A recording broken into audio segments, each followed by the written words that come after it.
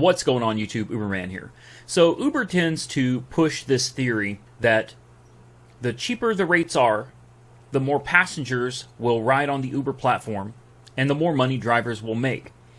So if you don't really think about it, that may seem to make sense, but I think the majority of us probably understand that this is just not true.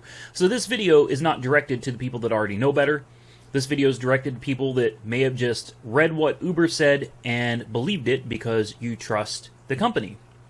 Now, this is not me bashing Uber in any way, shape, or form. It's just me bringing you the truth. And I want you to think about something for just a minute. If Uber starts out in your area, let's just say each ride is $10. All right?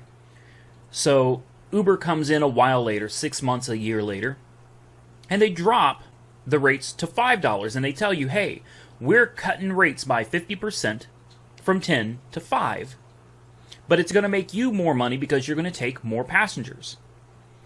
At first glance, I can understand how this might make sense to you, but when you really think about it, how is driving more people, which means more miles, which equals more gas, more wear and tear, etc., for less money, going to make you more money? Sure, you might take more passengers and your actual payout may be more than it was before, but that does not mean you are making more money. Just because the payout is higher doesn't mean you're making more money. You really need to take into consideration the fact that your mileage has gone up. Your maintenance has gone up. Okay, the wear and tear on your vehicle has gone up.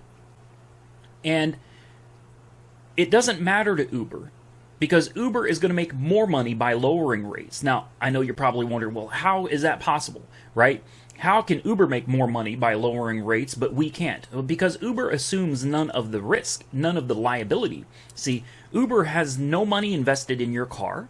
Uber does not have to pay for your maintenance, all right? Uber doesn't have to pay for anything. They pay for their overhead, and that's it. The driver assumes all of the responsibility, therefore taking all of the financial risk. So, I hope that makes sense, and I hope I said it in a way that was understandable to most people. For the driver, driving more people for less money, but having a higher payout at the end of the week, doesn't actually mean you're making more money because of the massive increase in mileage that you're driving due to the influx of new passengers. Also, when Uber lowers the rates in your market, you go from getting a bunch of reasonable and respectable people to suddenly everybody can afford to take an Uber when, as in my market, rates are around 70 cents a mile. Everybody can afford an Uber, which brings in a whole lot of people that you may not have had normally, people that you may not want to take, but it is what it is. Now, as far as Uber is concerned, sure, they make more money because they're still taking that same 25% commission. And there's no shortage of drivers. And when you drop rates that low, sure, you're going to have a huge influx of customers. Absolutely. So Uber makes more money by lowering the rates because it brings an influx of new riders.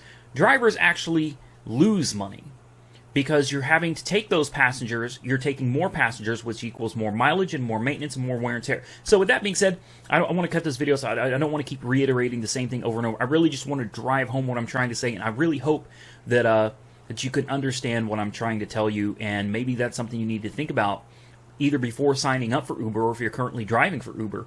You know, definitely take that into consideration. You need to be keeping a mileage log anyway. Hopefully you guys are keeping a mileage log for tax purposes.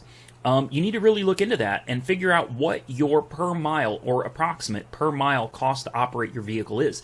And don't get confused with the IRS standard deduction saying that 54.5 cents a mile or whatever the case is for 2016. Don't get confused with the IRS's standard deduction as being the operating cost for a vehicle.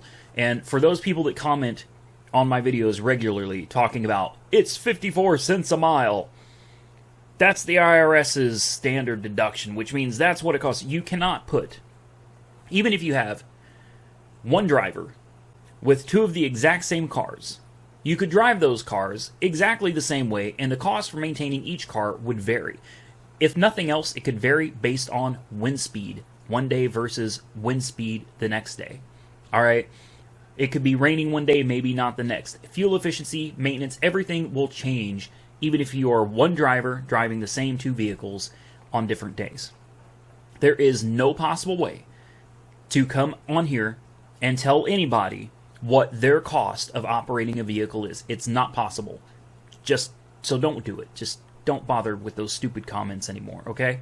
Guys, I hope this video helped you out. As always, like, comment, subscribe. Be safe out there, and Uber on.